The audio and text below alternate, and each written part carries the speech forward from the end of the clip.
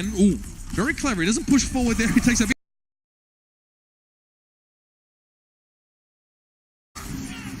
You see this man trying to create space or at least sort of preserve some space while Dante's doing work around the outside. The Reign get the point here, but they're going to have to leave it pretty much straight away. Yeah, it's going to be the Houston Outlaws that are going to be able to go in and take this point back as Dako trying to get back on to contest. He just flies in, Enzo getting hacked there.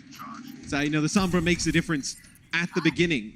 So it's how do you play around this? So look, now what's difficult when you play into the Sombra if you're Atlanta is Houston can start just cycling some of these ultimates in like a never-ending loop. It's like EMP comes out, you build up Shatter and Grab off the EMP, you build up a Trance. The next one, the Shatter comes out, the Grab comes out, you build up EMP after that. And Houston doesn't have to use any support ultimates to win these fights. You just have them for such a long time. So let's see how Atlanta decides to play around all this. Jake with Rally. The Brig matchup's interesting here as well. Ersta's one of the best performing Brigs in the league by statistics, and that EMP is going to make it hard for him to really do work, though. Can't do anything there. But on the other side of Jake, Houston struggle when Jake dies, especially on Brigitte. Houston have played, well, more than 32 team fights. It was 32 before this match.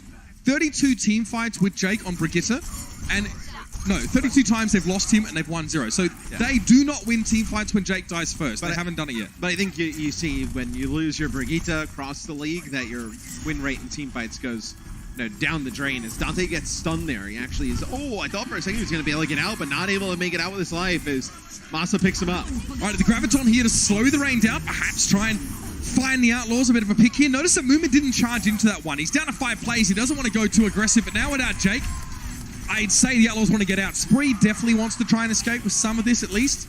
Yeah, he needs to leave his team. He has to be selfish on Zaya. Yeah. But look, 74-14. The Outlaws accrued a heck of a lot of catch-up percentage in that last couple of fights. As the Outlaws did end up using their grab, but no follow-up. Poke actually used Earth Shatter to try and prevent anybody from coming in. Getting that follow-up that's the one thing that the Outlaws kind of suffer with this competition. You don't have like the big self-destructive combo. Do they not know that Dako's there? I don't think they really Okay, know. they do now. Now they do.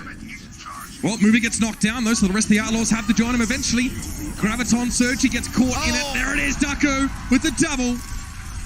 Boink and Muma down. So nice. Set up with a little bit of help there by Ersta. And he puts the self-destruct up on that high ground and he just nudges it off the side. Down towards the ground. Really nice play there from Dako. Well, with the trajectory of the self-destruct, sometimes, like, you know, it's sat there detonating, but it stops moving, so it's easy to predict. But if you push it off the edge, it's kind of harder to predict where it's going to land because it's still moving at the time that it detonates. Big EMP opportunity here for Dante. Also, he's so low. He's gone for it anyway, Matt. The EMP, regardless, he wants to fight here. He gets poked by first. Soundbarrier there might give the Reign a chance to clap back in this fight, but Defran was knocked prone and removed. Nice little shatter there from Muma to set that one up. Dako and Massa, nothing really to be done here for them, but at least, hey, they've caught up the Reign. 79% to 74. The Outlaws now have to hold. And that has to be the most frustrating part about playing against a Sombra, is they actually play that right. Massa actually hides, does not get hit with the EMP, and he's able to come in and land a sound barrier, and still doesn't matter. It's not enough to keep players alive through the shadow that comes after. The Outlaws have a sound barrier to work with here. That's a rally from Jake. Popo tries for the shadow, but it doesn't work out, and now he finds himself deep in enemy territory. Transcendence here into the grab from the Outlaws. The charge from him was good, but it's not enough to kill Popo. Kodak was actually able to follow him while he was being charged out. Spree, and then, well, looks like he's gone over, Matt. Or perhaps a right click. He might have been low already. Here's an EMP, that's though. Huge. That is large. It's sizable. Muma had the shatter there. Dako's going to get dealt with now, and on towards the point. He's been desuited. Dante still wants to deal with him, but a sound barrier here for Houston. They just lost control of the point. The Reign have actually managed to bring this one back into their favor. And Boink's gone down to Defran. The Outlaws have to clean up properly here, and then they'll be done. But there's 2 more players coming back in. Kodak coming back in on the Wrecking Ball. Popo's not far behind. The Sombra, though, so strong against the Wrecking Ball. And Popo gets taken down. There won't be anyone here now from the Reign. Over time, it will be chance for Dako to touch the point, potentially. He needs to get around the corner. He's stunned. He got hacked as well. Everything thrown at him there. And the Reign were already in a pretty compromising position now. Yeah, I mean, 15 enemies EMP'd there from Dante on the first point. As the last EMP was huge. It connects with like 4 or 5 players, but it's really the EMP plus the Earth Shatter from Muma connects with everybody who's EMP'd. They're able to go in wipe the floor with the players of Atlanta. Both these teams have a lot to play for right now. The Stage 1 playoffs, in fact. Next Thursday, 6 p.m. PT. That's the 21st of March. Don't miss it. We will be crowning our Stage 1 champion after some intense games over these last 5 weeks. Don't miss it. And yeah, you know it's time to get to work. This is not like it's not like a Mimi pick. Like, he's actually like really good at Torb. I'm trying to say that defend it. with like a degree of like incredulousness. Like, there's probably a lot of people who are like, all right, you're just lying to us. But no, his Torb is actually legit. Like, and I think it creates some problems for teams because you obviously don't play against Torbjorn quite often. Unless you're sitting home playing ranked, then you see him all the time. Yeah. What are you talking about? Then you're a Torbjorn killing professional. It doesn't matter what SI you are. Move on with 2. Well, you're not going to be able to do any work on Torb after that. That's so nasty getting Popo and Massa. Getting Massa off there is ridiculous. Well, so when you go up against the composition that features an Orisa and you're trying to play Orisa, it's hard to get back in, man. This is where you need, I think, to switch off of the Torb. Like, you can't... I think if you take the point with Torb, I think you can stay on it. Sure. When you're trying to attack, that is Torb's weakness, so you'll see him switch off of that. So, they'll go with Winston here as the main tank, try and get behind this Orisa shield. He protect, he no attack. Shame we won't see the Hanzo from Erster anymore. He switched over towards the Brigitte. And the Winston from Popo. Again, when you're playing this Winston composition, Popo is probably just looking for a target right now. It does put Atlanta behind in ultimate. Dante, what? He didn't see Darko behind him. I don't think he was expecting to take so much damage so quickly. Boik with a boop, Defran going over the edge to the hold. Massa also finds Spree. What a mess this fight is. But Raucus gets the Transcendence most importantly. Muma has a chance to set up behind that barrier. He needs to watch out from another Hulk though. That would be his demise. Houston still control the point. The Rain have to clean Houston off here completely. Darko has rocket boosters to get out of that one. And they're going to come back. Dante now back in the action. Supercharger here drop for Muma. Popo's going to get melted down from that supercharger. The damage boost is huge for the rest of the Outlaws. Oh! Massa! Over the edge! Go Spree and Boink. So many environmental kills so far in this round. It's a lot of fun to watch. And that was a beautiful self-destruct from Darko. Muma couldn't get away from that one. A little bit too slow. Equine characters not exactly great at avoiding those. Jake, again, it's a matter of stalling the point for the Outlaws here. Keep it under their control for as long as they can. No, Boink dies. If Boink would have stayed alive a little bit longer, then you could have Dante come back on and cycle the point again. Do you stay on the Orisa here? Do you go over to your own Winston if you're the Outlaws? I think that's probably what talked about coming out of the spawn. As you could, as ridiculous as it sounds, an EMP plus a bunch of like halts towards the well, like there's no abilities to get out at that point. Look, Muma quite simply can't really peel Popo off his backline. He can't, double back and sort of get his supports out of trouble. Well, he's hoping that Popo dives him, so he just fortifies and just stands. Well, he's split from his team now. This is interesting positioning. Interesting as in not great. Yeah, I'm going to say that. Soloed by Erster. Yeah, he just gets whip shot. That was very dubious indeed. Drake going down there, and the Outlaws, looks like they got their wires crossed there. Maybe just a communication move. You can see Muma wanted to go to the point. The Outlaws would not or could not. Yeah, really nice play, though, when Erster realizes there's no chance of Muma getting any support, just chases him around the point. Brig versus Orisa, and able to take him out, but even if you play around this supercharger, if Muma ends up getting it, like, who really uses it to great effect? I mean, I guess you can have Raucus do a lot of damage with the Discords and whatnot, as the Outlaws step onto the point. Atlanta can't give this over for free. Yeah, Popo's behind enemy lines here with Primal Rage. Muma is quite frequently having to replace that barrier. But it's not pure focus on it now. Erster and Popo get Kodak still able to get the Transcendence off, though. That's the most important part of that one. Oh, no! Kodak went over the edge in his Transcendence. Boik just sent him packing. The Outlaws are just broken the back of the Rain there. I tell you what, though, that was such a sick setup play, is when they have to have an idea that Popo has Primal Rage, so they're playing near the front there, and as soon as he dives in, and he's going to Primal behind them, then Dante EMPs before he can get it off. Boink just hustling these guys. This is filthy. Look at this. He lines Kodak up, waits for him to come across. He's just hustling these guys. Hustled in the neutral even. 98%, 99, we're in overtime now, and that was a graviton that we'd sooner forget if you're a Defran fan. Unfortunately, the Rain aren't going to be able to get that one back. They're going to need to forge ahead without the help of that Xayah ultimate. Self-destruct over the top spree, a little bit unsure where it was coming from. That's the second time Darko has sent it there, but Muma's gone down already. The Rain have a player advantage. Popo now with a Primal Rage, and Dante's forced to translocate out. The Outlaws have to voluntarily give control of the point here and hope they don't get chased down. And Atlanta wants to chase down, so Defran can build up another Graviton Surge. He uses it there. That was a very quick grab build, to be honest. That was extremely fast. Dante may be able to get a touch. This is not good, though. Muma is... Like, you'd think on 4 feet he'd be a little bit quicker, but... No. Dante touches, forces OT. There has to be a touch now. Muma, yeah, he had to fortify to even get onto the point to make sure he couldn't get booped off for there, but no, Popo just blows him up at the same time. In fact, point now down. Raucus was out of fun to pick on Erster, but he just overextended a little bit. Can you imagine? Can you believe this is still the first map? It's crazy. Atlanta now really dragged this one out, but now they're in control. Oh, spree. Yeah, that grab's gone. You're not getting that one back at all over the edge. That's called payback. Master sends Raucus over the edge. He really was only transcendency to get to the point in the first place, so you can understand his positioning. And the Atlanta Rain even things up here on Ilios. I think if you're Houston, you needed to switch off the Orisa. I think after, like, you know, the two pushes that don't work, like, let's get a Winston in play and, you know, try and play the same exact game that Atlanta's playing, you know, except you would have the Sombra in that case, right? I don't think you were getting a ton of value out of the Orisa. You weren't really getting, like, the halts you were earlier in the game because they're able to spread out a little bit more with a more mobile comp. Probably need to go Winston there towards the end if you're Houston. Yeah, just a challenge. But surely they're aware of that as well. I mean, switching off Orisa when you've lost control of the point is kind of what we're used to seeing, right? And the one time that they came out of the spawn, like, Muma was like only like 30% towards Supercharger. Like, that probably would have been the prime opportunity to swap. Yep. One more round here and it'll be Ruins on Ilios. The Atlanta Rain looks much better. I mean, I don't really care if Defran misses Grav's map. He gets one back like 5 seconds later. It's just... It's like right clicks, but at that point. You see there, I think he saw the pack was hacked and then just tried to spot check in that area, potentially hit Dante with the beam and then break his stealth, so. I mean, Sombra does give you a bit of extra power to play this right side of the map. That hacked health pack makes a difference when you don't have burst heal outside of Brigitte. I like that. It's going to give him a lot more sustainability. Still, the Rain managed to take the point and Dante and Co will have to work around from the outside of the point here.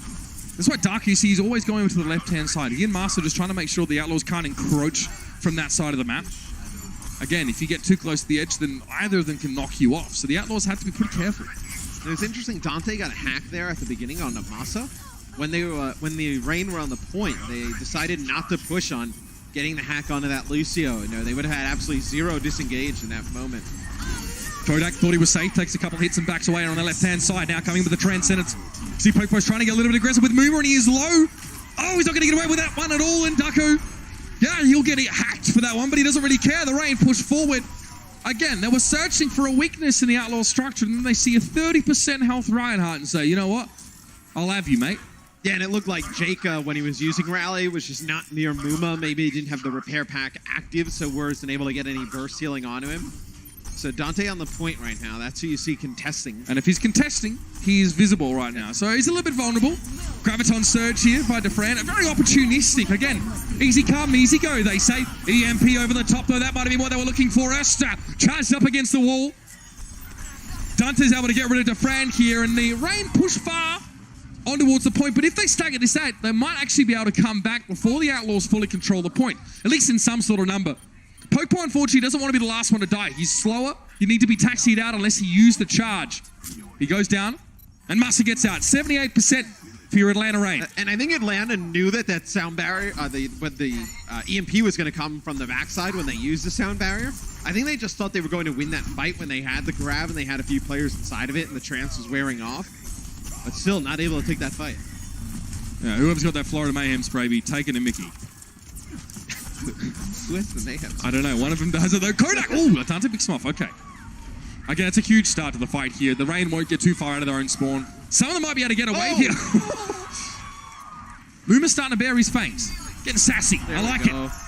That Fire Strike can get himself a shatter now. 32%. The Outlaws need to do this for a little while.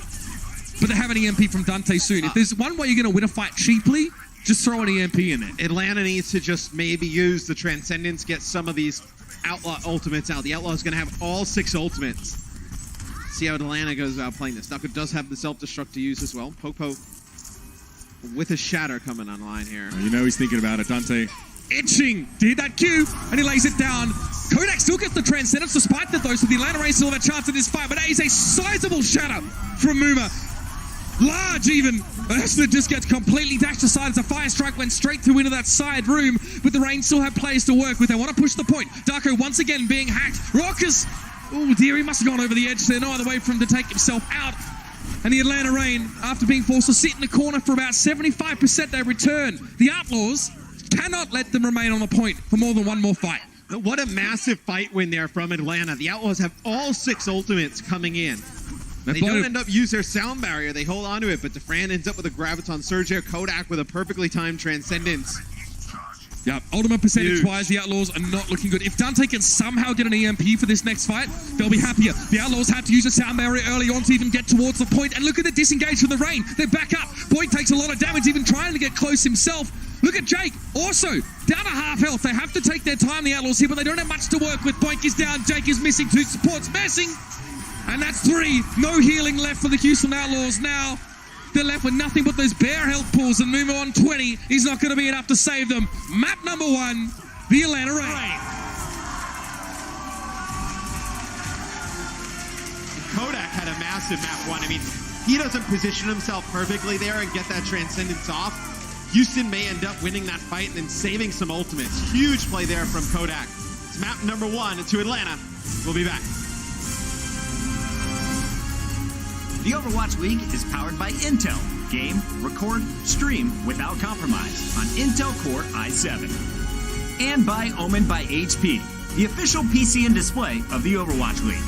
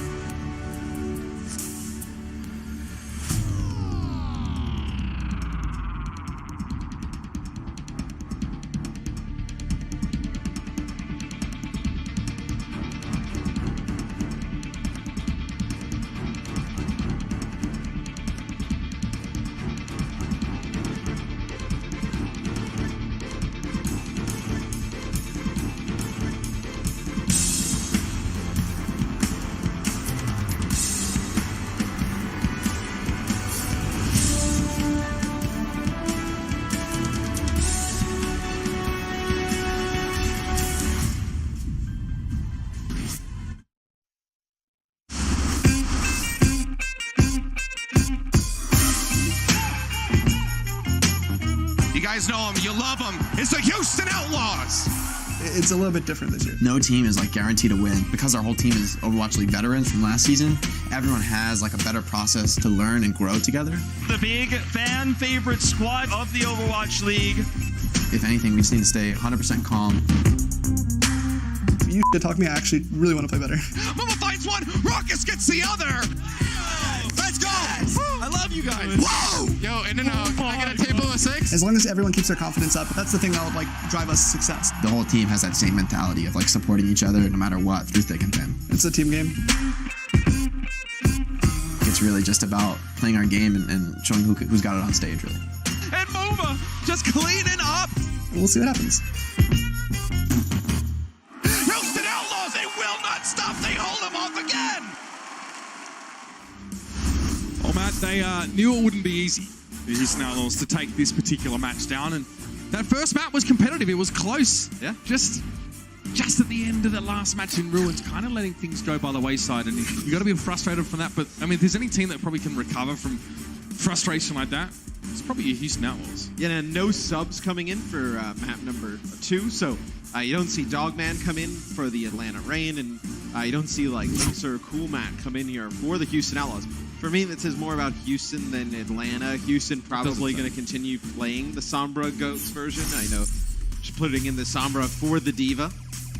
As we go on to Kings Row, Sombra can get there's some really nice EMPs, whether it's through the street space or from point A to B. So I think you'll start to see a lot of Sombra here still from the Houston Outlaws. I remember last year, man. This was the map where, the only map that Houston would actually get to play Spree, and his stats were so overinflated because the Outlaws always dominated on that map. It's funny, what they mentioned in the video, like, Season 1 veterans, and then, I kind of talked about it before, and then you look at their lineup, like, well, Dante wasn't on this team in Season 1.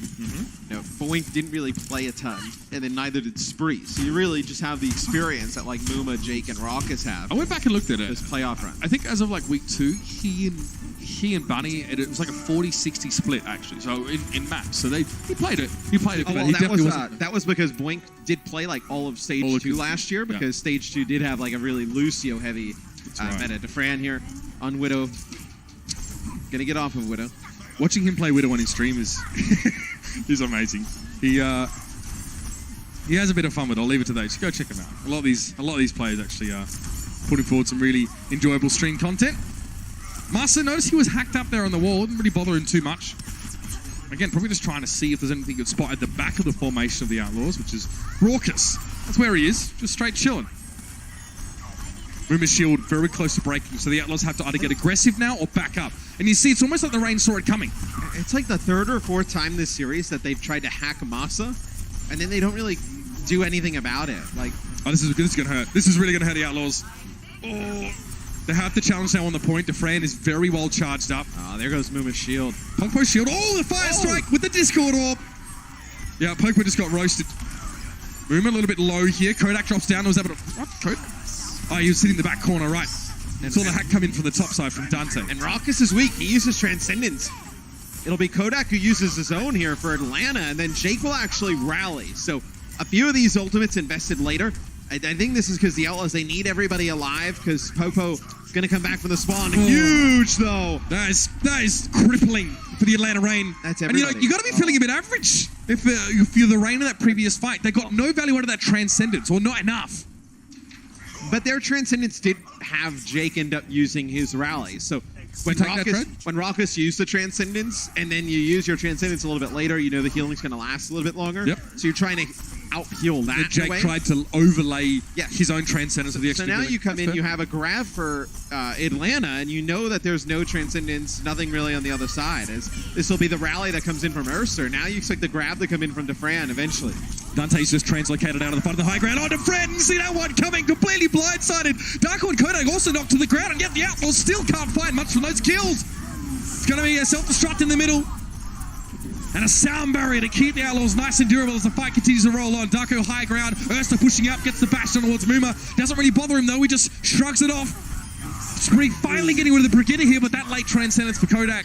In fact, the timing was perfect. Kind of like Gandalf, neither early nor late. Just arrives exactly when he intends to, and yet the Outlaws managed to cobble together some important kills to slow the Reign down here. Just a really scrappy first point here as DeFran's still holding this charge. He's going to end up getting another Graviton Surge here. He's going to beat Spree to yet another one. So can you get this grab off, and can it be good before Raucus gets Transcendent? DeFran's doing 30% of his team's damage right now. It's a huge amount. He goes for the grab. He just lets it rip, and it works out. Big connection on all fronts.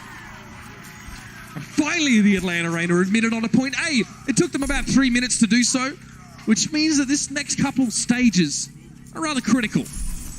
So Atlanta will take point A. This is where I think you can get a lot of value for the Outlaws around your Sombra. A lot of close quarters where the Sombra can do a lot of damage, build that EMP rather quickly. Okay, they engage really quick here. I don't think they expected that grab to come out from Spree, but they want to get a hold here. They want to get into this choke. Yeah, they either want to take the choke, but if they actually get 3 or more kills in this fight, they want to probably move to a bit of a quasi-spawn camp like we saw earlier today. See, it was the Philadelphia Fusion.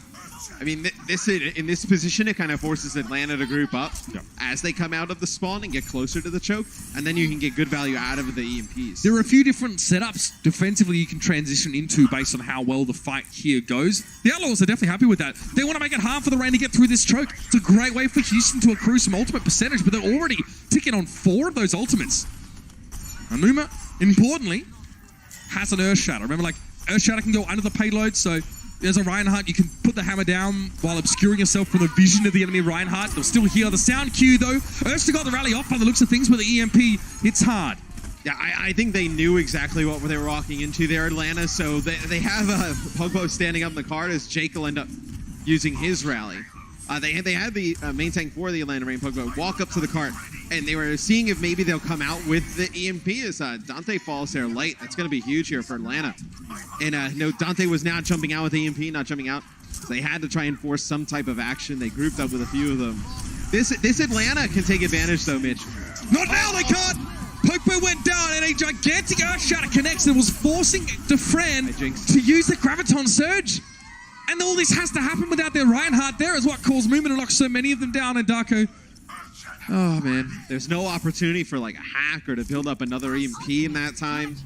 And what does he do? They Keep get an really eye big. on Darko's percentage there. Okay, he's got his mate back. He's all good. It would have been quite annoying for him though if he'd have been left out there to try. Here comes the push sound barrier from the Atlanta Rain. You know they're going to team that up with a speed boost to try and come forward on this fight. Shatter. Not really find too much there. Pogbo a little bit disappointed, but the Transcendence was exhausted from the Houston Outlaws. Master the sound barrier, of course, used prior. Oh, Darko, that's cheeky. Nice. That one just skirts around the building. He grinds it into the corner, so it just wiggles slowly around the corner. That's some tech there, if I've ever seen it. Darko in a great position now, just to slam Moomer as he's caught inside the bookstore. That's what we call late fees. The Atlanta Rain now, 54 seconds left. The Outlaws will have another go at this, though. You're going to have EMP, Earth Shatter. They've been so good at comboing those two. And then they're going to have 2 of their support ultimates, right? You look over to Atlanta. You know, Kodak probably ends up getting Transcendence during this fight, but it's not 100%. Could fall early. EMP. Eyes on Dante. He's on the right of screen currently on that high ground. Rally from both sides. And this is the man you want to be watching right now. And it's almost as if Atlanta knew that, but Dante's going to go for it anyway. Still gets 5 at least. Poker went down so early. And now the Outlaws realize just how far ahead in this fight they are. They don't need to spend any more ultimates. Jake goes for the rally, which is always, it's often an insurance policy, I find, in these fights. And Dako's still demech'd here. He's actually gone all the way around. This is bad. There's 10 seconds left, Matt. Dako's not even going to be back by the time we're pretty much into overtime. Defran, this has to be a fat grab. I mean, they have to stay alive along This is with the down. cart He enough to get it. Transcendence now coming in very, very quickly from Kodak, but Pogba getting charged out of the way, and he can't be saved. Kodak tried to chase him in there, and now the Graviton Surge from Defran, but there's no one here to follow it up, and now the Outlaws are just going to grin from behind. There's nice big sound barriers as the Atlanta Rain get ground to a screeching halt. Up goes Darko, down, and the Graviton Surge is thrown out now. The Outlaws are sitting pretty. Master getting hacked up and booped. All the CC required, one by one. The Atlanta Rain are going to have a crack at this one, but the EMP is going to make it much harder for them to get there. Well, I talked about the Outlaws being incredibly good at Kings Row last year. They're looking fantastic right now. This man on your screen hitting a big shadow when Pogba was out of the way. And that's how the Outlaws climb back into this series and give themselves a chance at playoffs. The Rain, it's a must-win for both of these two teams. We'll be back in just a moment with the second half of Kings Row.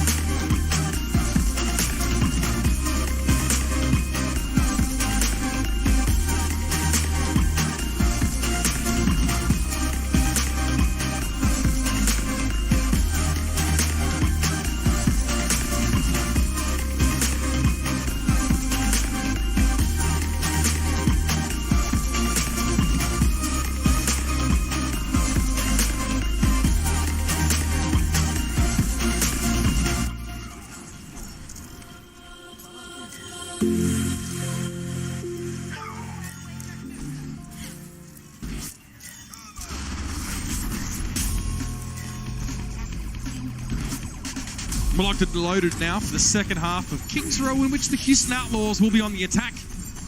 And I guess positively for them, they were very good on defense. The Atlanta Reign didn't even make it to the Foundry, which is that last stage of the map. In fact, they didn't even get that second checkpoint. Kind of lays out what the Outlaws, exactly what they need to do here. See, we see the good old trusted Jake Widowmaker here. It's a classic. Vintage. Well, you hate to see it. So, in the first half of that game, Dante's hitting about 4 players per EMP, which is massive, just taking a lot of the members of the Atlanta Reign's abilities offline. And then one of the biggest differences, Muma, just in terms of damage output compared to Pogba. Muma able to play a little bit more aggressive when the other team doesn't have any of their abilities to stop him or put tons of damage down on him. Now, damage per 10 minutes, he's doubling Pogba. Muma having a really good game here in Kings Row. He's playing aggressively as well. Playing very far forward. Perhaps, though, it might come back to bite the Outlaws with this first fight. This is... Yeah, good early pickoff from DeFran on the Rockets. I mean, losing him, that Zenyatta Discord or being lost is probably one of the most frustrating things. Now, as you saw before, 10 out of 12 games on Kings Row for Houston have been won with Spree in their starting lineup. That's some pretty good numbers for them. And now, again, it is over multiple seasons and different metas, but... You get a Zarya specialist, this should be their map. Like even when Zarya is not exactly like super strong, this is a map where Reinhardt and Zarya are great on. When you're looking at Florida, like they have to make changes sometimes. You see that they don't play McGravy on both the Zarya and the D.Va all the time. Like he's often playing the D.Va and then they switch out. So the Outlaws here, happy to just have Spree do as much as possible. They step onto the point for a brief moment, but look at this, Pokepo straight into the guts again. Point won't get out of there alive. I love the aggression from Atlanta. This is not good for the Houston Outlaws. They want to get out of here post-haste. Yeah, don't let the Outlaws gain this high ground position. Just keep denying it over and over again. The Outlaws want to get on that high ground. They want to let Spree start to put some damage down and then force action on the point, and then you get that big EMP that comes through. So Raucus got that exit kill, actually, just then on towards Kodak, who will be brought back in by Massa. But Dante is in a great position to harass both of these guys. Again, every second that he holds them up, he might have pulled the plug a little bit early then, but again, now the Outlaws can push on. The Reign supports, so 2 of them are just starting to rejoin the rest of them. It doesn't allow the Outlaws to get the point. Oh, it's a 6-man EMP! Lights out! Better bust out the candles and newspaper because you got nothing else to do now. Massa gets bubbled. Just going to get broken down. And that's it. Another team has emerged that is enjoying leveraging Sombra to really make a difference in these fights. Playing just the 2 tanks, going without the D.Va. It's working here for Houston. And that's where, you see Atlanta, they play a little bit further back. Although they are waiting for Massa and Kodak to get back into the action. It's where, you see them huddle up in that corner. It's a perfect opportunity for an ultimate like an EMP or a Graviton Surge. And that time it's the EMP that gets the best of them. Dante keeps going for these hacks on Massa, preventing, maybe it's like a sound barrier, the speed. No, it's preventing them from disengaging or engaging, I suppose. That's quite huge. I see that. All right, mutual Graviton Surges here. It's very pretty, but as the smoke or the gravity waves clear, which actually aren't visible to human eye, but that's fine. Whatever. As they clear, no one has fallen. Jake and Raucus on Houston both use those ultimates, Spree with the grab, of course. So if you're Houston, you could actually, if you wanted to, engage with Sound Barrier, and they cannot use Sound Barrier back because it's just going to get ripped off by the EMP here. I think they want to set them up to it, They want to bait them into doing just that here. Muma as well could just kind of use his Earth Shatter at his own volition in this fight. He can just go aggressive with it, try and force something. That's the EMP. Massa did not use Sound Barrier, though. You will at least have that for the next fight, but he won't have a chance to use it in this one. And again, the Outlaws, that's a pretty cheaply won engagement. Just the EMP on top of all the other stuff they threw. Yeah, I believe Massa ends up getting hacked there, so no opportunity for the Sound Barrier as... See Dante go over the golden box. Wait. I see you, but right by. Dante does not want a free haircut. Oh, Darko. That's annoying. He was already annoying though to turn and then the hack comes through and then they're away and then you cannot keep track. It's hard. You can't really protect your Reinhardt shield. You can't prolong the duration of that Rein shield with the defense matrix. Okay, Darko might have tried hoping to fake a self-destruct there, but now the Graviton comes in. Sound Barrier was well employed by the Atlanta Reign. Remember, Massa saved that from the previous fight. Muma had one as well, but he got ripped off and pretty darn quickly. Both Briggs rally to me. Starting to get aggressive, apparently.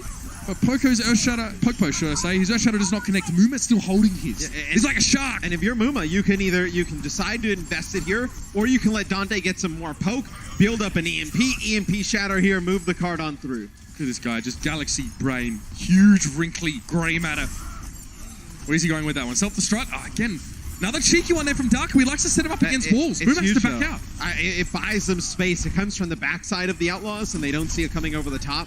And the Outlaws are forced to disengage from what would have been a really good position to use that EMP plus Earth Shatter combination. They will have an opportunity here, though, to set it up. It's no support ultimates online for Atlanta. Tension starting to rise on the Outlaw side, though. They're down to 90 seconds. They need to win the fight. This is a fight they know they should win. So I think losing this one would really put them in a tough spot. Be an EMP over the top. Notice that Darko is actually playing on that high ground. Dante doesn't care. He goes around and gets 3 at least with an EMP. Dante is caught inside a Graviton Surge. And Muma's Earth Shatter doesn't seem to have done a whole lot. That's the Fran with the grab. Oh, man. The Outlaws. You said it yourself, Matt. They should win this one. They kind of had to win this one. And now they're going to be split. They might be forced into stalling as well. You watch Buster. See if he speed boosts the rest of the rain to chase the Outlaws. Well, perhaps that's too risky here. I think he's going to go back and go get Popo, get him right back into the front. Yep, he's returned. And now, has to be a big Graviton Surge. A bit of the Atlanta Rain do have a Transcendence to respond to this one pretty quickly. Master's not too far away from another sound barrier here. His Texan squad starting to sweat now.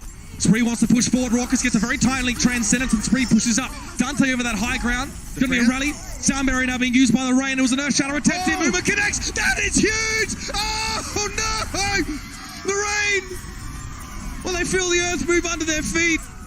Heaven and Earth reverse themselves.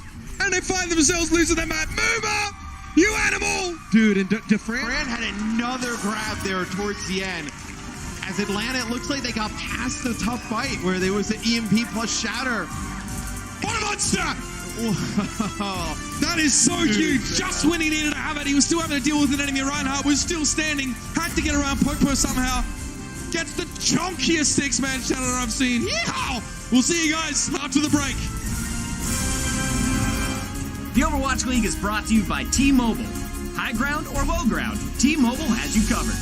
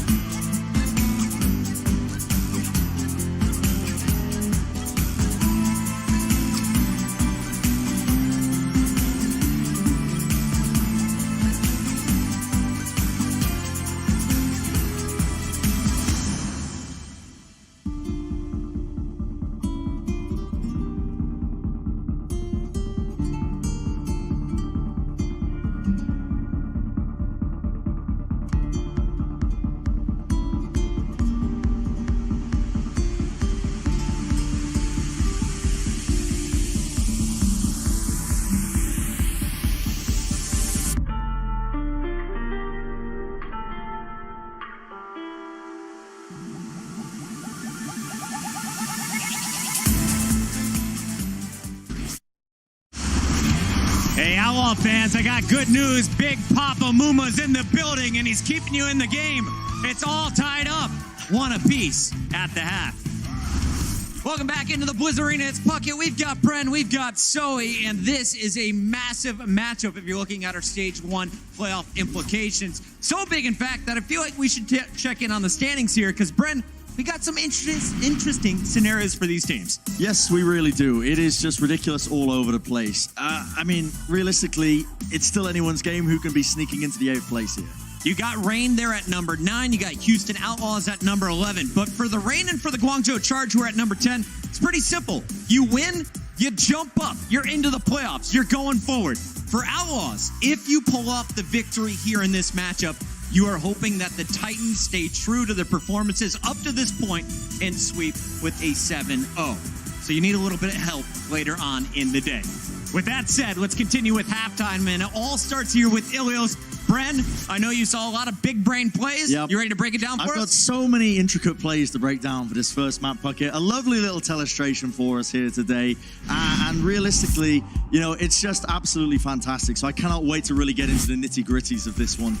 And Insights powered by Intel. Well, guess what, Bren? This one's mine. I worked with Johnny. These are all the plays that ended up with players falling in the well. Let's take a look. It all started with Muma, right?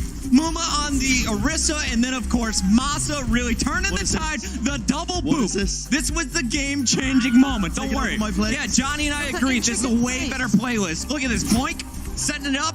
He gets his own. Kodak, where are you going with that transcendence? Brent, I got more. I got more for you. 10 total environmental kills on our first map. It was way better than that simple tank break that I'm going to do for us. Okay, I'm not angry at this. This You was like that? a slugfest. You good with It that? hit the well. Yeah, fair enough. Insights powered by Intel. Let's keep it simple, kids. Boop them into the well. They can't shoot back at you. It's done. All right, so game 1 is in favor of our Atlanta squad. Let's now talk about how Houston brought it back in game 2. Absolutely. The man of the match, realistically, so far, for me, Dante, you know, on the Sombra. I think that's a fair point. You know, map 2, he's had a phenomenal game. We had Thank like you, 2 really people did. go, woo, woo, Just do Now you that. can hype it up a little bit more, honestly. Dante was the main reason why Outlaws actually managed to win that game. They always waited for the EMP to be ready, and that is when they engaged. And they had a lot of clever engages in that way, and Dante just got away with murder. Yep. Atlanta did not shut him down. They had to focus him, and they did not manage to do so. So do you just keep running this guy on Sombra the rest of the I series? mean, as long as it works, why wouldn't you? Yeah, this is realistically as well. I'm looking at Atlanta Reign, and they haven't figured out how to play around the Sombra. They're playing very passive. You need to be playing aggressive into it. You need to be denying Dante from getting value out of his hacks and whatnot. But look at this. I mean, 4 deaths as well on King's Row here. And again, it's just denying them all the time. And it's like you said, Zoe, they're just waiting for him to build up the EMP. They're engaging off the back of it, and they're just winning every single team fight because they just don't really know quite how to engage around it. You saw Daco, he's been spy hunting. That diva is constantly going to be spraying the map, but Dante so far has been avoiding being caught. So let's talk second half predictions. Let's start with you, Brent. Does Atlanta secure their spot in the playoffs right now? I'm sticking with my current prediction with Houston Outlaws. I think they're going to be able to take this one. Realistically, I feel like Atlanta, they haven't shown me much in terms of dealing with the Sombra. I've been wrong before, though. You know, it's rare, but I have been wrong. Zoe, you're wearing neon green. Are you going with the Outlaws here? You know me. I would never take the side of a team. I don't even know. I know. I'm sticking to Atlanta Reign, and I will continue to do so. They got my support. Where It's was... split here in the Blizzard Arena. Our analysts don't know which way this one's going to go. Let us know in the chat right now who comes out on top. This one, a big one. We'll find out who's moving on to the stage playoffs. It's the last day here in stage 1. We'll be right back with more games.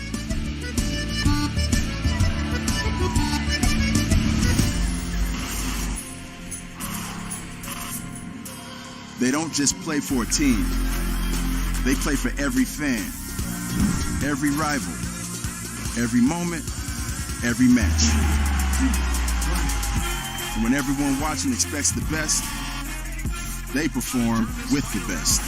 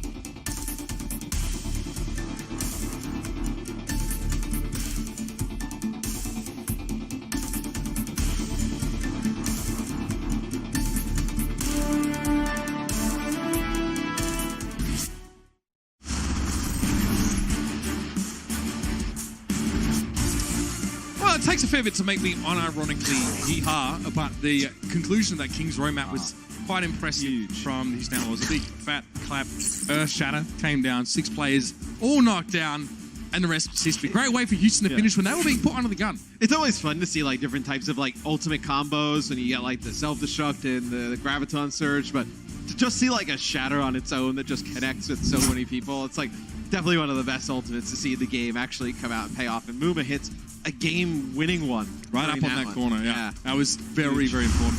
Here's the substitutions for this next match. It is Dogman. I wonder if his socks look like Legos today. That's him, I guess. It's his alter ego. What's it do with like the stuffed animals and stuff? I don't know, man. Hey, look. Come on. It's all good. It's a dog. He's Dogman. I get it. Makes sense. Yeah. His Insta story is very busy. See pictures of shoes and socks quite often, so he's all about that. So he's coming in on the flex support role here. So he's definitely known as the more aggressive, I think, counterpart between him and Kodak. Yeah. He's definitely the other side of that conversation where he loves to go for those final blows, start off fights with kills. I mean, ironically, obviously he's the one that called Cruiser Feeder, but he functions kind of similarly in that Zenyatta role, except he kind of gets the kills from further away. He also gets picked off a fair bit early on, so he is that double-edged sword. So it looks like Atlanta at this point now is going to come out with the Bastion on defense. I just wonder how the Outlaws are going to go attack this. Where do they come from? difficult. Like, how do they approach this? I mean, you know, if you go underneath this way, like there's just going to be so much crossfire from the Bastion coming in. I feel like you have to kind of take the route where you go directly underneath. That's the only way to get by. Here we go. The Outlaws sneak under, maybe force the rain down. Okay, I like this though. Muma on the wrecking ball. And you can see where he is. He's sat right behind the rain, and it's hard to say if they're aware that he's even there right now. Sitting back. Ursa on the Widow, though. This is kind of something I was waiting to see. I should have brought this up, actually. Normally it's Enlair that we see play the Widowmaker on this roster. I mean, Ursa was sort of... I kind of hyped him up a lot, actually, I'll be honest, as a damage-dealing player. So getting to see him on this Widow is quite the treat. Doesn't have a lot to shoot at yet, in all fairness. It's been every now and then, like, Muma passing by. The Outlaws read this well. I mean, they don't play like a really tank-heavy composition. They just want to spread out here. I see Muma on the wrecking ball just do a little bit of a ground pound down underneath this. The Fran, you see, is just not even into this. Got 2 players on the point, 1.5 ticks picks already. up Dante from far away, but... Oh, Dogman's in trouble! He gets pile-driven by Muma. Spree, though, probably wouldn't get away. Oh, he sneaks out. He gets in the leg. That's so cheeky. I love wrecking ball. Just right Oh, by the Fran and Muma face-to-face now. They're not able to pick the Fran up, though. He slept up on the high ground. They're not able to finish him off. Muma. You have the mines now as Muma's going to wait. He thought about dropping down, putting them right on top of the Fran, but you ended up using a nano boost there as well. I think Muma just wants to go and harass from the spawn side. There is no one currently en route from the Atlanta spawn. So maybe that's what he was thinking. Either way, he's got himself embedded behind enemy lines. All right, he's trying to play mousetrap. Jake gets taken down. Ooh. Okay. That's not ideal that Jake even got revealed on that Sombra in the first place. So the Fran's like, yo, that Sombra's dead? Sweet. Sit up here, dude. Now he's set up in the middle. I think this is really working well because the Fran's just constantly changing positions. When you have to. I said it last year, but it's like playing cello in a marching band, right? You have to pack up, get up, put the seat down. Because you have to sit while you play cello. It's a lot like playing cello in a marching band. Yeah. Oh! Oh, no! Oh, okay. That's great. Well, I love it. Hey, excuse me. Bust out the offensive Symmetra dude. Just get the TP going up to the high ground. We've seen that work against it. So Muma still has these mines. Just trying to figure out the best way to use them. Amasa knows Dante's there. Okay, backs away now. Mines in the sky. Big stick on the Fran. It's enough to get the job done. What we thought was mission impossible. Oh no, it's going to get brought back up. The Fran resurrected. Dante. He's back. Has to get out. The point. Jake is on the point. They have to get there pretty quickly. Poker's going to drop down a supercharger for that little extra elbow grease that they need to take the point. And Atlanta are all good. They've managed to respond. And they're going to get back in time here. Ursa playing in a position. He's really trying to keep an eye on Dante. Dante has to use blinks to even get out of the door. And the Outlaws clearly did not watch my beautiful drawing, as they have gone the complete opposite direction of the way I said they probably should have went. It was a good drawing. I liked it. Probably needs some more practice, but we'll get there. Hey, Three-man hack to Fran's hacked as well, so no turret mode for him. Then put to sleep. Raucous making sure the job got done this time. Spree. Oh, Moomer actually.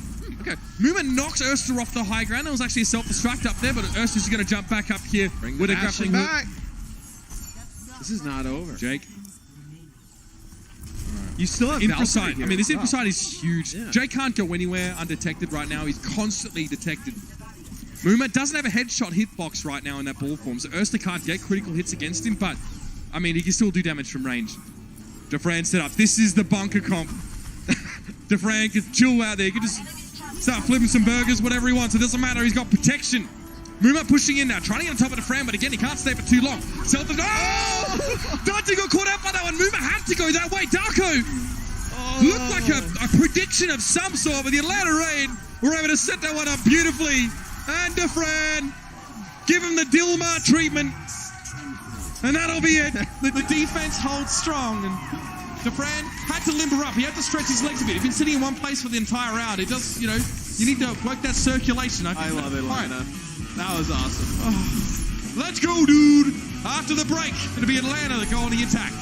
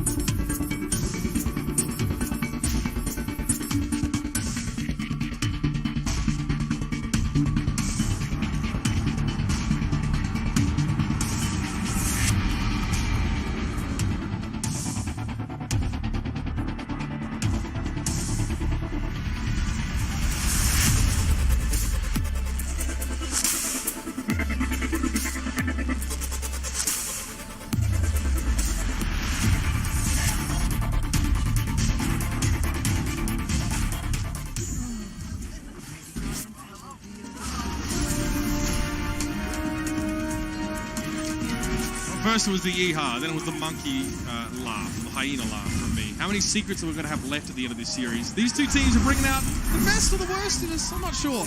Here's that bomb, though, from Darko. Now Moomer's like, oh, I don't want to be here.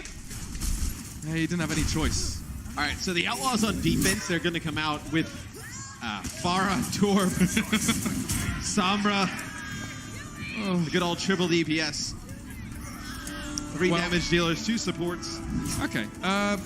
Muma playing Orisa, and no surprise here for what Atlanta's bringing out. I'm okay with a bit of Torb action, especially if they're expecting some sort of like flankers or something. No, that's fine. And the issue for the Outlaws is like if Atlanta makes it to the point, how are you getting them off? You only really have Muma to contest. It's not a great team also for cleaning up, you know. Jake is obviously only the one doing most of the damage. Spree needs his turrets to be in the right location. I mean, Molten Core, pretty powerful if everyone's in the same spot. I was waiting for the other half of that. Molten Core and what your breakdown of. Well, I mean, does damage over time, and if the more armor you have, the more damage you sort of take. This is all accurate information. Yeah, so that's pretty nice. A lot of armor on the Atlanta side, especially when you rally. Okay, Jake catches it. Again, you can get area of effect damage down on Brigittas. You do have to work around the shield. So, the good old the space route up there in my favorite strategies with the good old Reaper pick here. Yeah, don't know how they're breathing, but it's not really an issue. It's fine. I don't know how I can hear their pings. But, I mean, if there's nowhere out there. Right, so I kind of like this where Ursa dies first, and he switches to Widowmaker. So maybe they think they're going to spawn camp like a Like They found him. They found Erster. Now they know exactly where he is. They pushed towards Erster, who was just outside of Atlanta range spawn, or just further down. But Erster gets away with it. Yeah, but if the Outlaws turn and play on the point, he's going to have free reign to hit a bunch of shots. I think they're going to leave Dante to try and deal with him and hope that Jake can do enough damage. Oh, the coalescence, so it's going to force him out of the way. Dogman been training with Master Roshi lately, I see. All right, I like it. Bionic Orb gets 2. An EMP for Dante might be a little bit too late in the day to make a difference. It is. The Atlanta Reign got 2 match to 1. And set themselves up for a tilt of cleaning off this series and solidifying that playoff spot. You know, they want it. They're hungry for it. And they're pretty much on a trajectory to do so there. Again, some wacky stuff. We got to see a lot of fun stuff in that map. But we get serious again on the other side of these messages. The Overwatch League is powered by Intel. Game, record, stream without compromise on Intel Core i7. And by Omen by HP, the official PC and display of the Overwatch League.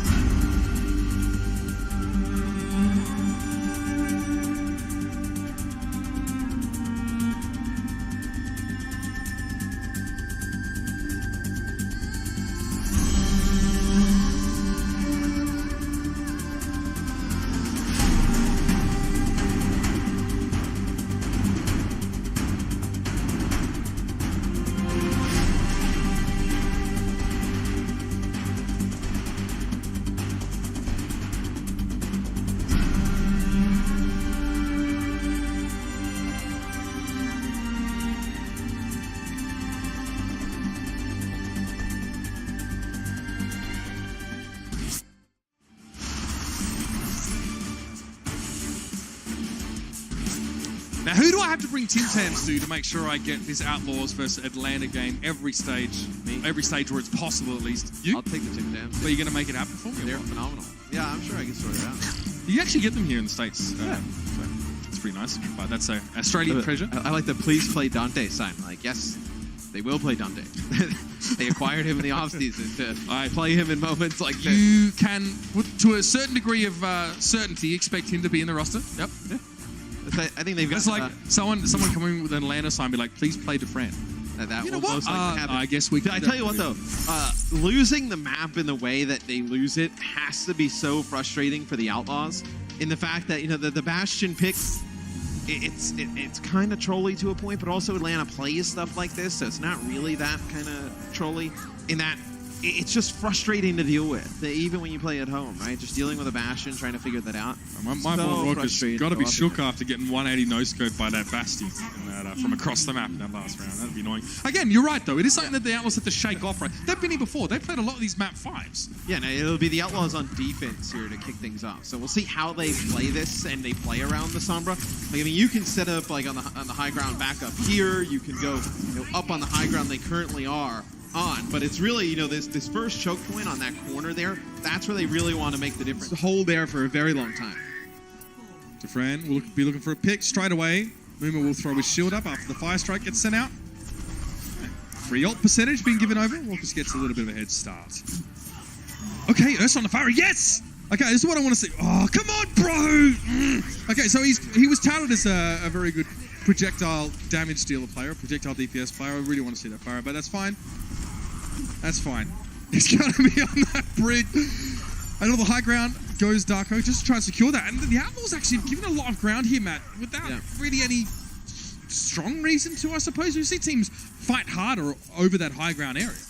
So, well, usually you can fight pretty hard if you're like the defensive team. If you're playing with the D.Va, you don't have the D.Va. We've seen attacking teams have to go around this way, like where the Outlaws are, but they're on defense, so they give a lot of ground. Maybe uncertain. Maybe the set play involves them giving you a bit more ground. They get hacked on a poker, so they try to back up here. Atlanta need Reinhardt's shield to push on forward. I mean, that's when if you're Raucus or someone, you're just going ham with those orbs, right? Trying to make sure you should. Popo knock back. Oh, move up, fire strike. Oh dear. This is really bad for Houston, Mitch. Yeah. Oh, okay, Dogman. Let him know. Let him know. You let him know. Hey, bro, you start playing well. I don't understand how Zenyatta crouches when his feet don't touch the ground, but okay. Quality of life features have been put in. And I'm all right with the smack talk if you do it during the game, Yep. like before the game, like after, like just talking the smack after the game. I don't mind it there, as they use the EMP to just kind of wipe the floor. As the Outlaws know that they need to win these fights pretty handily, they can't allow Atlanta to get a ton of payload progress. So you saw, like earlier, Captain Planet was saying the lower third, it was like, what, 39% or 30% of the time that if you take that first point, you're able to complete the map. So, but Atlanta has a ton of time, right? I mean, over 4 minutes to keep this payload moving. It's a tough go here at the beginning for the Outlaws. Movement gets pushed. That was a very quick speed boost. Look at everyone behind him. He's been surrounded on all sides. Point tried to do the same, but the Outlaws are kind of trying to back away. Great way of using a burst of speed to split off an enemy Reinhardt. But where is the help for Muma? Like, that's the second fight in a row where we've seen him get really low and no kind of help. Like, you know, the bubble was there. It just wasn't spread around. Yeah, I guess. But I mean, you know, the repair pack, anything of ultimate. Wow, man. They're really going to do it to him like that. The friend just walks up and gets grabbed.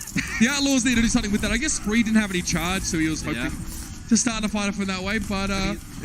The Fran is 2 deaths. It wasn't like he was really charged up either. No.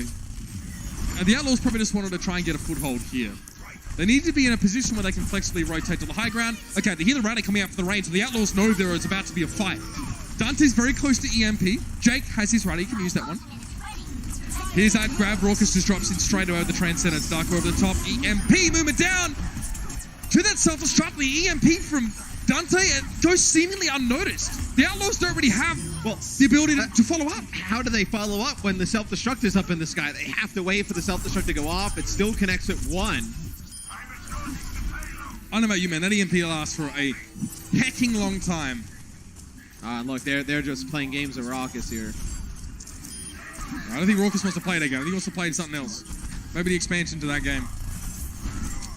So the Reign have made excellent progress so far. The Outlaws, do they look uncertain on this map? Because it seems like they're giving more ground than some other teams are, and the places they're choosing to fight are a bit odd. I mean, I think with how long it's taken them, like they were getting EMPs every minute, let's say. I mean, now 1 minute and 30 for Dante, so you're playing around this EMP, which they've done so well. So you see the shatter come down. Another one answered back here from Muma. Yeah, getting to Fran is just massive there. I like the shatter from Popo set up with a boot from Massa, but Outlaws clap back just a bit harder. But when you're playing around the EMP and you don't build it for like the whole first point, and then you get a poor use out of it at the second point, like it goes after a while where now you're playing around this ultimate. And it's like, if you're not even winning the fights with it, what are you really doing? And you kind of know with Houston's lineup that they have out there, they're not really going to go like traditional 3-3. They're going to stick on this. Yep. Much like the Dallas feel currently, they really want to integrate Sombra and have just the 2. But I think the difference, though, is that you can have RCK play the D.Va. We don't really see Dante play a ton of the D.Va. It's an excellent point. Gives them a bit more flexibility. The Outlaws just going to make do with this. I've seen Dante play D.Va. Who does that? Guy can play anything. Trust me. Right. Dante now. Bit of harassment. Might become Fiddler on the roof in just a moment and return back to that translocator. I think Atlanta's playing this smart, though. They're building up the ultimates. They know they have the advantage in terms of where they push the payload and how much time they have left. Like, this is not Atlanta's game to win, so to speak. Like, they've already kind of accomplished what they needed to here. Oh, he had the shield bashed away, but he was forced to turn his back, and Dogman got him with an orb. Spree, he hoped for so much more from that grab, but the follow-up was not there. The Outlaws lose 3 and give just more ground. Atlanta, this is very fast time for this map. We saw earlier today the stat came up. It's very rare. I think, 32% of the time? They forgot the cart. Yeah, well, that's not ideal. So now we have to all go back and start moving the cart. Yeah, it is bring the cart to work day, guys. Every day here at the Overwatch League. Moomer front and center. Again, doesn't want to get overrun like he has the last couple of times. Okay, how do they respond to this from Darko? Oh, Jake. Jake's not in a great spot. He had to split himself up to avoid getting taken down, and now the Outlaws are down to 5 again. Transcendence coming into play now. It's a 6-man EMP, and there's the follow-up. That's all Moomer needed, just to make sure that Pokpo couldn't shield it all. That's not that much to ask, really, at all. Defran still hard charged up quite a lot here. He's looking to get some ultimate percentage before he gets gunned down. That's why Moomer kept his shield up. If you're Atlanta, you have to feel great about your position in the series as a whole. The only way that they've been able to win fights, the Outlaws, consistently, is with EMP Shatter. It's the only way they've been able to take these fights. Even with grab usage, you've been able to withstand through that. There's not as much damage, no self-destruct coming over the top. That's right, they don't have that combo piece, I suppose. I guess that limits them to a degree. Although, sometimes you can win fights with just the EMP. You need to follow ups there. So he's that grab. Can they win a fight with just a grab? That's the real question. The answer is, probably not now. It's going to be the Transcendence coming out from Dogman. And Jake gets taken down. Atlanta Reign respond nicely to that Graviton Surge, with Houston haven't been getting much traction out of. I mean, you're using the grab to really build up Mooma's Shatter. It's going to be Defran with a grab. They're getting home. Moving on in. As that'll be Atlanta completing the map with some time in the bank. That is big. So here's what I hope that Atlanta have put in place within their team structure for Dogman. I think this is something really important as the team develops, is that they get a light and they shine it at the clouds. It's like a dog symbol. It's like the bat symbol, but it's a dog. So when they need him to play, they're just like, Gotham or LA, doesn't really matter where, right? You just like turn it on and bam, he subs in. The Dogman, I feel like coming in as a player, right? I think he brings a lot of just energy on the stage when he gets up there. He's talking a lot of smack. He's looking over to the other team. He's looking at the crowd. He said that trash talk, that he obviously said about Cruz, which is ancient history now. People still get upset, but was this for him? It was for him, you know what I mean? Somebody said something over there. I insulted you lightheartedly for me. So it's important for him. Like, he needs that momentum. He needs that he needs to be gassed up by his teammates, you know what I mean? He needs to be hyped. I feel that. Yeah, and I think when you looked at how the Outlaws played their first defense, I think the issue is they take their first fight all the way back here, like in the back of the choke. And I think the problem is you need to take that first fight up in this area almost, in this area of the map, right there. If you take the first fight on this corner, you at least get an opportunity to get a second fight here, which gives you the opportunity of a 2-fight. The Outlaws never got those 2 fights. They ended up only getting that initial one there on the first point, which ends up really hurting them and allowing Atlanta to have a ton of time. I just thought it was strange they gave up the high ground there so easily. I don't think... Something tells me the Reign are not the kind of team to do that, though. We'll see. They're actually playing on the low ground anyway, but we'll see how easy they are to back up here. Moomer already getting into some fisticuffs with Darko. Erster, Defran. Oh, he's in trouble. Yep. Boink got him. With Pokpo being hacked, the Reign have to back up in a big way. I guess here's the other side of the coin for you, Matt. A little bit over-aggressive, the Atlanta Reign, and it kind of blows up in their face. But hey, they're still going to get another fight. That's right. I mean, they're still going to get another fight. I mean, you build up some type of ultimate percentage. And Dogman could have Transcendence for that fight. I mean, Dogman ends up getting closer towards the Transcendence. Look, I'd much rather take the 2 fights than the 1, especially how good you can hold this first defensive point. Okay, it's like saying, do you want 2 ice creams or 1? If it's me, I'm always going to say 2. I mean, your boy... Those 2 ice creams can spiral out of control pretty quick. Oh, bro. No. That's my childhood in a nutshell.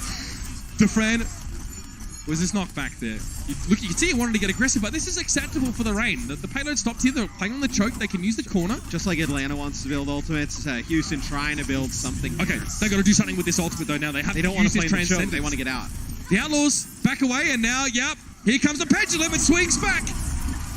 And Atlanta Reign are on the wrong side of the law this time. Oddly enough, given to the Outlaws, but hey. Dante cleans up that fight. It wasn't a huge EMP. It didn't have to be. That area is a little bit hard to get a massive EMP because people can break it line of sight.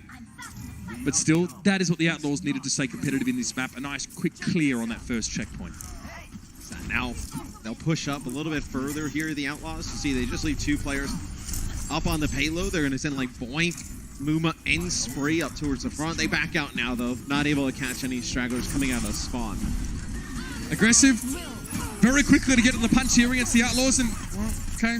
Don't know what that says in the kill feed, don't ask me. Muma knocked off the edge, though. Massa also missing. Okay, might be something here. Without the Reinhardt, though, the Outlaws don't want to stay out here for too long. Someone like Dogman could just beam them down with a salvo of Orbeez. The Rain tentatively back around the corner. They know that Muma spawns close. He can just charge across the bridge. So Muma's probably... He's back now. Quickly reinforced. Massa has also returned. He also has a mobility ability, so reasonable. Look what they're doing to poke post shield. He had to put it down, and Raucus put him down. Dante tries to drop in, gets a hack to Fran as though they're looking charged up, but the sound barrier for the Houston Outlaws will propel them forward. They may not need it here. Getting Massa. Probably not. The Rain cannot disengage. They can't speed boost out of this one, so Dogman has to just go forward and try and be sent back to spawn quicker. What's going on here? Dante is on a mission. All right, he wants to have a word with Darko. Careful, the micro rockets. Oh, Dante! The hubris of man. Not how you use the... It's like the plot of iRobot. You know, you thought you had him under your thumb, and then there's a big rebellion, and all of a sudden, you are the oppressed class. So, Feels bad. Dogman switches over to Ana, and I kind of like this decision because with the Zenyatta, you're obviously prone to getting hacked by Dante quite often and whatnot, but I also think that you don't have another big combo on the other side. So like Transcendent's a very good ultimate, but I think you can get more out of the nano boost. If you nano boost like Defran or nano boost Pokepo, they'll build up their ultimates quite quicker. I think you probably get a little bit more value out of it. We used to see that quite often where, you know, like your Reinhardt was a very important part of your team. You give a nano boost to him, so he could just do more damage. The more damage you do, the more charge you get. Yeah, it's a burst heal. That's pretty nice. Dante, EMP, that's a sizable one. It gets to Fran, most importantly. No bubbles to start this fight off. Dante, interesting use of the translocator just to slightly adjust his positioning, but now the Transcendence again for the Houston Outlaws. Are happy with the timing. Oh, anti-nade. Muma went very low. Jake also seen better days. And now with that decent on Darko, the Outlaws are able to keep marching on. Both these teams having some issues with their defensive efforts. But on the attack, both are looking hot to trot. So also you like no Diva on the other side, so no chance of eating up any of those biotic grenades that come out from Dogman, so can deny some of the healing of the Houston Outlaws. I mean, the utility that the biotic grenade provides, especially when Transcendence is an issue. We've seen teams sometimes, Jae-Hong's done it a couple times for the Seoul Dynasty. He will switch to the Ana if he knows the enemy Zenyatta has Transcendence, because you can still win the fight if you hit a big bio. Like that one, Muma, oh, he's dead. That was a nasty grenade by Dogman, and of course, yes, I guess the Graviton Surge helped. But I like it. I'm enjoying watching this Ana play. And again, you can get a lot of healing. Diva also, not only does she eat biotic grenades, but she gets in the way of Ana trying to heal teammates, which is a considerable portion of said healing. All of Ana's healing can be mitigated by Defense Matrix, I guess, if you don't count Nano Boost. And you can do this if you are the Atlanta Rain is spree out. Kind of, we all saw how that was going to end. Just a gangster. He doesn't care. I wouldn't describe Lucio moving Azaria into the... He has that attitude, right? He likes it. He's happy to play aggressive, you know? The Outlaws are outside of their own sport. Yeah, now the Outlaws opting not to go near... What was that spray? He just fires that one down, right? It still works, though. Soundberry gets torn from the Atlanta Rain. They were hoping that one would keep them alive in this fight. That is called going long, fam. So now you have Massa trying to back all the way up here. They're going to have self-destruct, which I know it's done a good job so far in this series, splitting some players off. You're able to get that big kill on a Jake here towards the end of Atlanta's attack. I love that from Spree. And you have Nano.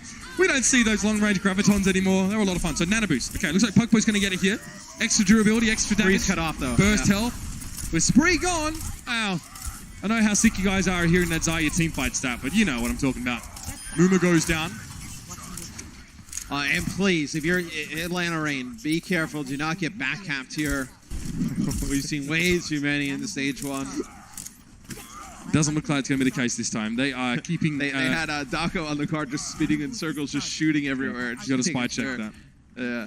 Well, that's it. Like, Sombra does not contest control points when she's invisible, but obviously she can still get behind you and backcap. Okay, Dante just got bopped. Pogman. It's going to buy some time here for Atlanta. Just allow them to build up on some of these ultimates. Houston would have had a pretty nice advantage with Transcendence and Shatter, probably an EMP here as well. What a window, huh? They might have to rely on that old EMP Shatter adage again. Remember, EMP is very effective against this Atlanta Rain roster in terms of shutting down a vast majority of those ultimates. Graviton Surge for Defran, and we know he charges it quickly. That'd be a very good way to slow the Outlaws down and give yourself some breathing room. That's also good too. Oh, Darko! Dante. Obviously, he wasn't aiming for Dante, but he'll take it. And it's like they have Muma so pushed up on the cart that obviously no way he can get all the way back and protect anybody. And in that open courtyard out by that L-shaped corner, there's nowhere for players to hide. So that's 2 fights in a row. You get the kill on a Dante to win that fight. And then this time, Dako uses self-destruct. 2 fights there that Jake is now sleeping. Gonna have to wait even longer. But those 2 fights allow Atlanta to build up to probably a sound barrier, a nano boost, another Graviton Surge. Huge wins in those 2 fights for Atlanta. And it's only like 1 elimination going each way. Yeah. And there's 1 fight now. There's going to be a lot of things happening in the next few seconds, so we'll see you on the other side. Fired a grenade there on the Mills Mover. If they follow up on that one, the Rain, that will be huge. EMP now thrown into the mix, and immediately Raucus has to go for the Transcendence. Pokebo is knocked down. He's still being healed though. He's stayed alive. The right half of the Atlanta Rain stands, and he gets 3 with 1 swing. Well, that's one way to send a message. And the Atlanta Rain will take the series, solidify this fight in the playoffs in their first stage of the Overwatch League. And Dogman, of course, those are dog ears. Are they like the wolf pack or something? Could be. Again, elation for the Atlanta Rain. They knew they should be up on that top 8, and now they've proven it. Houston Outlaws, another disappointing end to another stage. So close back and forth, but that Horizon Lunar Colony performance for the Outlaws will haunt them as they take a couple weeks off now. That was really where they ran out of steam. Yeah, and I think you saw as the series went on, Atlanta started to figure out the combos that the Outlaws were trying to set up. Whether it was the EMP into the Shatter, they constantly trying to use some of these combos. I think you saw the biggest adjustment there at the end when Dogman was able to go on him. I thought you saw really nice plays there from him. The Biotic Grenade was huge. Yeah. The Nano Boost as well over to Pokpo when he was caught inside that Graviton Surge. Yeah. The damage mitigation was what kept him alive. Yeah, I mean, the Biotic Grenade, when you follow up on that one, it's beautiful. Anyway, I like a bit of Ana. Also like people to play Ana. So let's now head down to the floor with Dogman and Danny. Thanks, guys. What is up, everybody? I am here with Dogman from Atlanta Rain. Everybody, make some noise. Congratulations on the win. You guys have clinched a spot in the playoffs. And not only that, I heard that today is a very, very special day for you and the fans because it's Atlanta Rain Day today here at the Blizzard Arena. How are you feeling right now, bro? Good. I'm glad we get to, make playoffs and bring Atlanta home a win, hopefully. We make the stage finals and get the win. Hopefully. We'll see. How likely do you think you could go to the stage finals? If we play like we did preseason and in the first few weeks, I think there's no way that we don't make finals. That is true. And also, talking about the playoffs, for the first round of Stage 1 playoffs, you guys will be playing against either Philadelphia Fusion or the Toronto Defiant. If you could, sort of choose your opponent, Dogman, who would you choose? Philadelphia Fusion, without a doubt. I want that rematch. Let's go! Let's go. You heard the man, everybody. That's it for me. Back to you guys, casters. Oh, talk to him, Dogman. Let him know. Let him know. Let's have a look at our standings now as we head very close in, and there is one spot remaining. And it does rest on the result of this upcoming match. The Uprising could be safe, but if the Charge have an incredibly dominant performance, then, well. And the Atlanta Rain send home both Texas teams, right? Now the Fuel eliminated, the Outlaws eliminated as well. And now it looks like we got that final spot come down to 2 teams with the Charge looking to play Vancouver next, man, needing to win. I mean, you can see the field here, though, as well. A lot of teams 4-3, 3-4. So, everyone's talked about how much parity we've had across this stage. Most teams, at least, have existed within that sphere. And, we didn't know who was going to come out on top of this match. I know Atlanta fans. I know who you thought would win. But the Outlaws made it competitive. Just a Horizon Lunar Colony. They really lost the series there. Yeah. They didn't bring much to the table. They tried to go for a sort of a wrecking ball approach. And, it's fine because I got to see Erster play Widowmaker. But they just really seemed like the Bastion defense of Atlanta, winning a Horizon quick, right into Atlanta's really fast attack on Rialto, I think kind of broke the back of the Outlaws. What do you reckon? Dogman says the Atlanta Rain can make the Stage 1 finals. Do you agree with that assessment? I think it'd be tough. I mean, I think anything's possible. Would you have expected Philly to make the finals of last year's overall playoffs? Probably not. Yeah, ask the Philly home that question. But I think if you're Atlanta,